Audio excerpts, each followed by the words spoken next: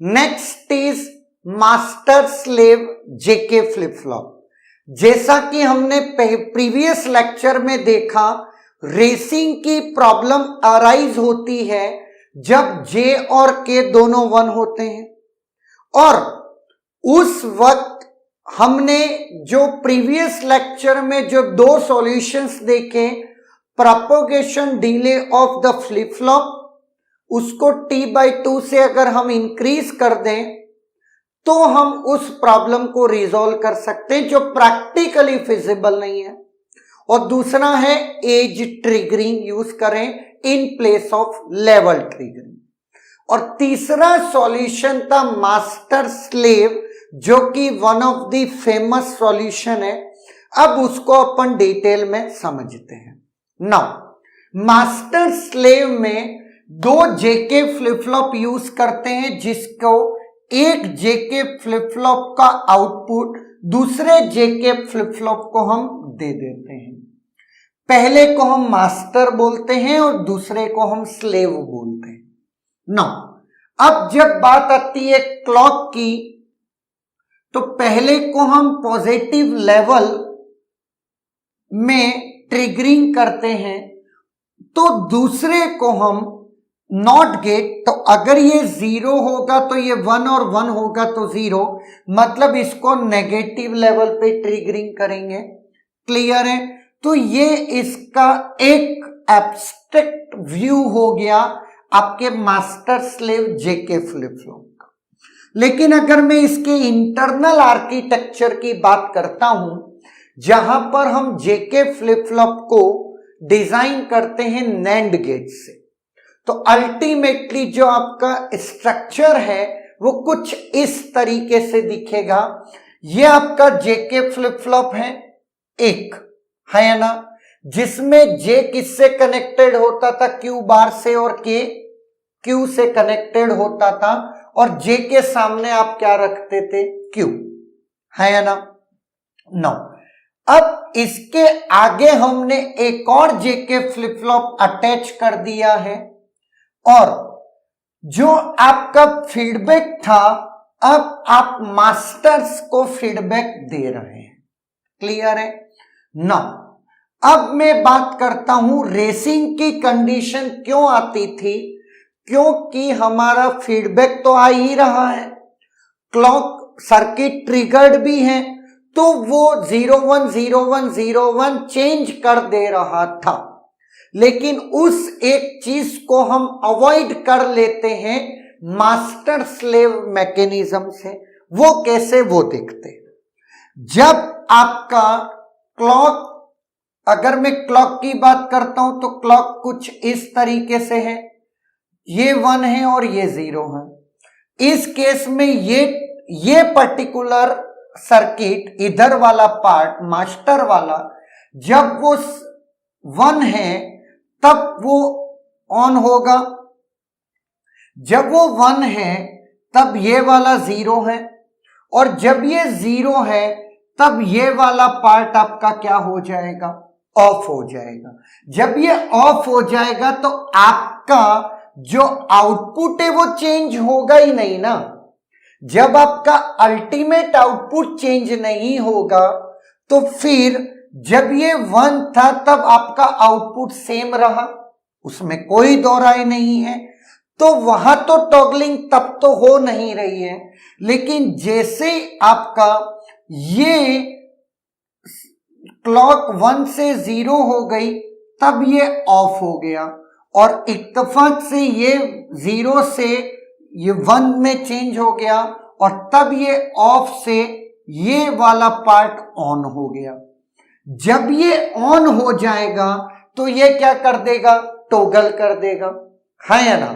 जब ये टॉगल कर देगा और आपको फीडबैक देगा, इस वाले मास्टर को जो ये फीडबैक आ रहे हैं, बट ये उस फीडबैक पे वर्क नहीं करेगा, क्योंकि ये अभी क्या हो चुका है, ऑफ हो चुका है या ना।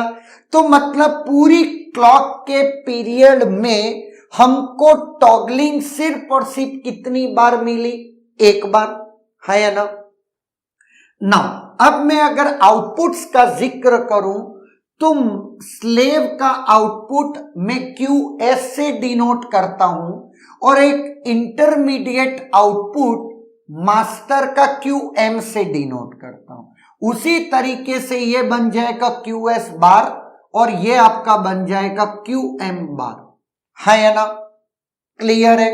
नाउ अब आप ऑलरेडी बात जानते हैं, मैं यहां पर लिख दे रहा हूं, आपका मास्टर वाला जो सेट है, फ्लिप फ्लॉप है, वो पॉजिटिव लेवल ट्रिगर्ड है, तो ये पॉजिटिव लेवल, क्लॉक का पॉजिटिव पार्ट।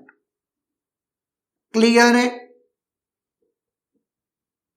नाउ अब अगर मैं बात करता हूं स्लेव वाले पे, तो स्लेव वाला पार्ट आपका नेगेटिव लेवल ट्रिगर्ड है या ना? तो ये आपका नेगेटिव लेवल ट्रिगर्ड हो गया।